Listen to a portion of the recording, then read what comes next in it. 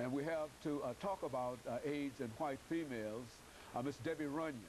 Miss Runions is an AIDS prevention educator, and of course, Miss Runions, let me welcome you to the show this morning. Thank you. I'm glad to be here. And we are glad to have you here, primarily because we've talked about this disease of AIDS on so many occasions, and I think we've had an opportunity to talk about the impact that it has had on the African-American community, the impact that it is having on black females and whatnot, but we've never had an opportunity to talk about the impact that this disease is having specifically upon white females.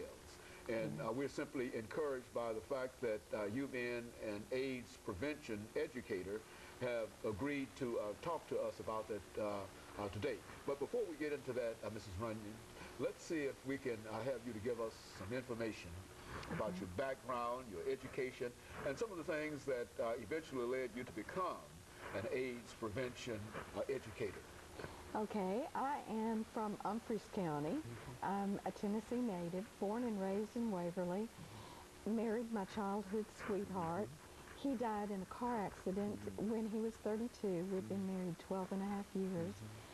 And I had married the first boy I ever went out with, so it took me a while to decide to date. I had 2 young children. But when I did, it was in the 80s, and we were just beginning to hear about this disease, but it was never talked about as something that a woman should worry about. So in 1989, I met the man who shared the virus with me. I did not become infected until 1992 from one exposure.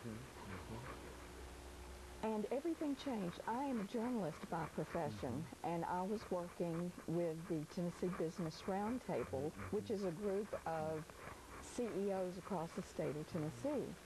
And because I was already a journalist, I thought, and I also taught journalism at Nashville State, I thought I am in a perfect position to go public with this. I was the first person I'd ever known to become infected. And I think I was the first person a lot of people had known. I wrote for the Tennessean on a fairly regular basis. My picture came